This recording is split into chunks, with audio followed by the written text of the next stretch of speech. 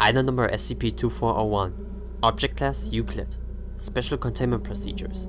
SCP-2401 and SCP-2401 Alpha are to be stored together in Cell 22 at Research Site 45. Cell 22 must be stocked with 3 square meters of potted wildflowers with an automated drip irrigation system to maintain them. A small electric incinerator, designed for burning pine needles, is to be installed near Cell 22 so that it can be supplied and operated by attending staff. In insect husbandry, smoke from burning pine needles is an effective way of masking certain alarm pheromones naturally. The exhaust of the incinerator is to be piped directly into Cell 22 whenever SCP-2401 becomes excited or agitated. Plans for combining adjacent Cell 23 with Cell 22 are currently awaiting approval. SCP-2401 Beta is to be held as a reserve designation until further notice. Description: SCP-2401 are a previously unknown species of honeybee that exhibit parasitic or symbiotic traits, depending on the sex of the human host.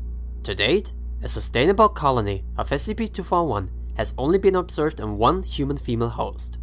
In all observed cases, male hosts typically expire within 9 to 12 days post-colonization from inflammatory complications, caused by routine stinging and gross modification of dermal tissue. This also compromises the immune system, leaving male hosts vulnerable to anaerobic infection.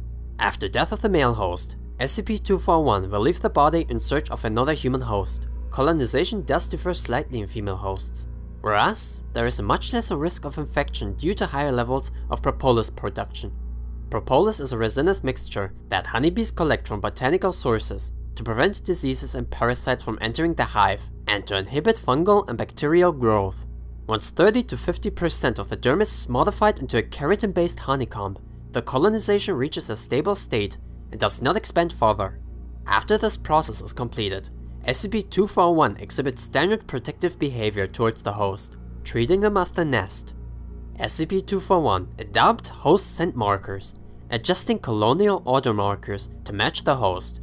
This process sensitizes SCP-2401 to the emotional and physical condition of the host.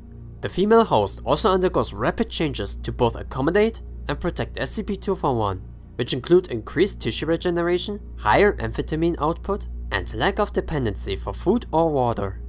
In the majority of cases, the female host retains the personality memories, which usually results in psychological trauma related with the ongoing symbiosis of SCP-2401.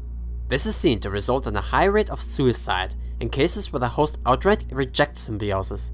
Only one surviving case has shown a distinct interest in maintaining the symbiotic relationship between itself and SCP-2401. For all intents and purposes, she has been designated as SCP-2401 Alpha.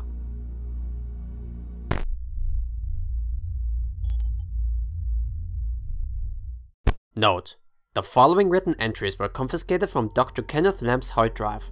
They contain sensitive information regarding SCP-2401 Alpha and are to remain on the high security data server. D6780 and D9343 have both been exposed to SCP-2401. This is the second trial study as to the effects of SCP-2401 on a human host. Thus far, we have not been successful in sustaining a host for more than a period of 30 days. A viable host able to survive the colonization process will be the first step into discovering a way to reverse the process and revert the host back to normalcy. It has been difficult to requisition female D-Class because of their scarcity. It's the only option since SCP-2401 and male D-Class hosts cannot coexist without killing the host body. Due to issues in previous tests, the 2 female hosts will be kept on suicide watch while symptoms progress. Both D6780 and D9343 have been progressing quickly with SCP-2401 and are in relatively good health. Today, however, D6780 had to be sedated via aerosol before the host caused further self-injury. D943 has been minimally responsive during this period.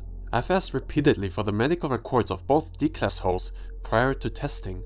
The paperwork seems to be conveniently missing in administration. 4 hours ago, D678O's attempt at drowning the cell's commode proved successful by clogging it with daily food rations and filling it up with water. Cell 21 is currently under quarantine until the decontamination teams can assemble in the morning. I'm hoping for a more viable autopsy than the previous ones. D943 seems to be much calmer during this process. So far, the host is the only one that has made it this far in SCP-2401's colonization. I've requested for maintenance and from the site director to modify Cell 22 as to help better accommodate SCP-2401 and the host. I'm also still waiting for released medical records. D9343 and SCP-2401 have successfully achieved full symbiosis. D9343 has been designated as SCP-2401 Alpha and has been observed to be much more active. After reviewing video footage, I've noticed that SCP-2401 Alpha does not eat or drink, it seems. Administration has finally delivered records on D9343, but they are from a previous institution of incarceration. Unfortunately, the information is severely lacking in detail, with the exception of a criminal record. I'll review this information and perhaps use it during my upcoming interviews with her. I conducted my first interview with SCP-2401 Alpha. She seemed relatively eager to see another face after nearly a month of solitary confinement. I asked her about the symptoms, and she explained while in the beginning she was experiencing a great deal of pain, most of that has been curtailed, and she feels much better. A quick physical examination conducted through her observation window concluded that she is estimated to have 50% of her body surface converted into highly complex structures, many of which contain SCP-2401 in various stages of maturity. I questioned about where SCP-2401 originates from, but SCP-2401 Alpha could not answer. I went over SCP-2401 Alpha's criminal records with her. She had trouble recollecting much of her past for some reason, most of which had to deal with abusive relatives at a young age before being placed in foster care until she was 15. I was unable to continue with the rest of her background as I noticed she was growing more and more agitated. I used the newly installed smoker for the first time to help her calm down. She was effectively suppressed, and I concluded for the day. Before I was able to conduct the interview, SCP-2401 Alpha was adamant about apologizing for her behavior in the previous interview. She introduced herself by her first name, Mary, and asked me mine. I introduced myself as well. Her intention seemed harmless. Afterwards, she tried multiple times to derail the interview with small talk. I was able to keep her focused on explaining her symptoms. Mary attempted to explain a dream she had involving me, but could not recall specific details. I asked her questions regarding her mental state and wrote some additional notes to discuss with the on-site psychologist. Mary has stated in her interview today that she has experienced a recurring dream, though upon waking up, she can't recall any of it other than I am in it as well. I asked her if she would like writing supplies in order to keep a dream journal. She agreed, however, the request was denied by my superior. Mary spends her time preoccupied with her own thoughts. At times, she appears rather lucid and unresponsive. I've requested for additional items to help improve stimulus, however, they are repeatedly denied. Mary and I have been meeting on a daily basis now. Her demeanor has been deteriorating, it seems. Off-shift guards have informed me that she has to be smoked nightly. When I confronted Mary with this information, she stated that it was because of her dreams. She still maintains that she can't recall them after awakening. My recent discussions with the on-site psychologist over my notes are still inconclusive as to Mary's mental condition. I'll continue to visit Mary daily to gain more details on improvising her mental state.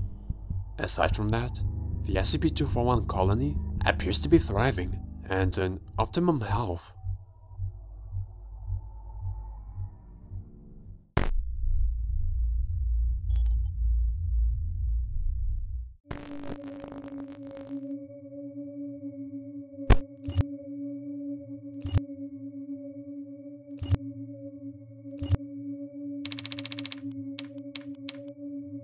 SCP-2401 Alpha, prior to incident, exhibited agitated behaviors for a period of 10 days.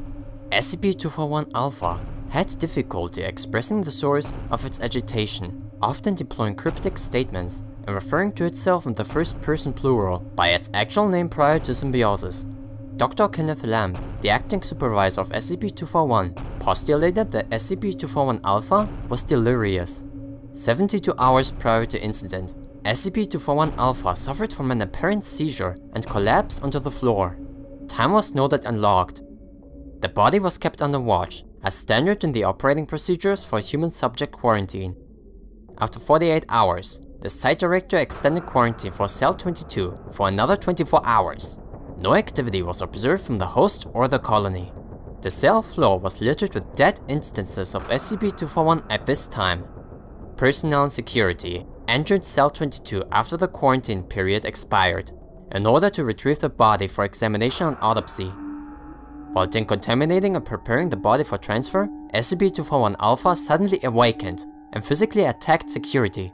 Both guards suffered concussions from the altercation.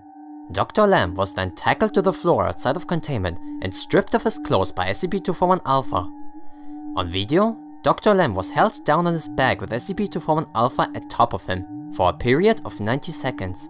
From the video's limited vantage point, it was difficult to ascertain what was happening to Dr. Lamb, as he showed limited signs of struggle. Afterwards, the majority of security forces subdued SCP-2401 Alpha with electroshock weaponry to force it off Dr. Lamb and back into containment. Dr. Lamb suffered only a dislocated shoulder and minor abrasions. SCP-2401 Alpha has since replenished the SCP-2401 colony to a fully restored population and has been observed to be more docile as compared to before the incident. Addendum 2411. Due to SCP-2401 Alpha's recent containment breach, staff and security teams are prohibited from entering Cell 22 or conversing with SCP-2401 Alpha without direct authorization from the site director. Further research into SCP-241 or SCP-241 Alpha has been put on hold indefinitely.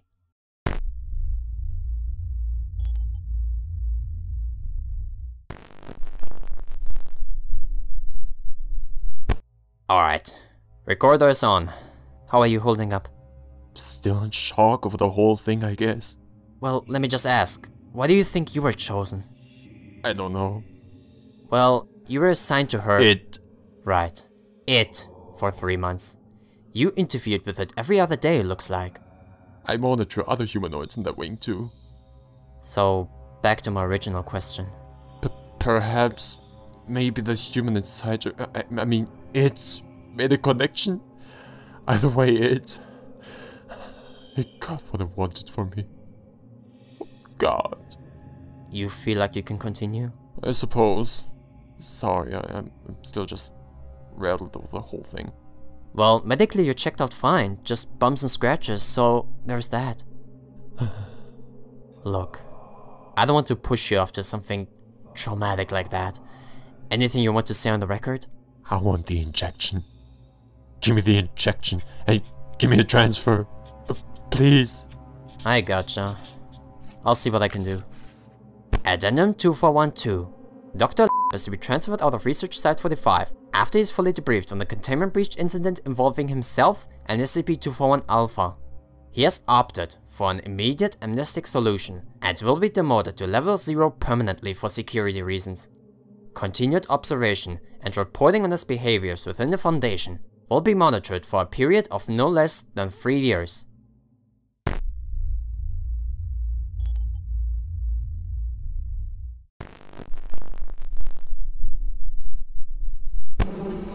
Alright, recorder on. SCP- Mary. Excuse me? We like to be called Mary. Fine. Mary, what was your relationship to Dr. Lamb?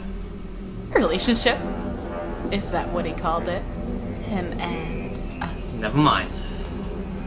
Can you explain then what you did to him the last time you two were together back in February? We remember him being quiet and rather content about it. Well, he was rather adamant about not wanting to see you ever again. We don't believe you. We are happy with the outcome still. This part of the cycle? It is and it is not. We need sterner hosts. The females are fragile, yet willful. Strong queens for strong colonies. Our sweet Kenny. Tell him for us that his progeny grows stronger with every passing day. Tell him that we all await his return. Yeah. I'll pass that along.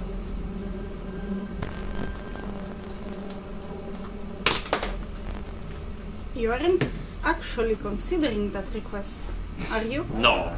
Fuck that. Do me a favor though. Do you see that button for the incinerator? Yes, sir. Smoker.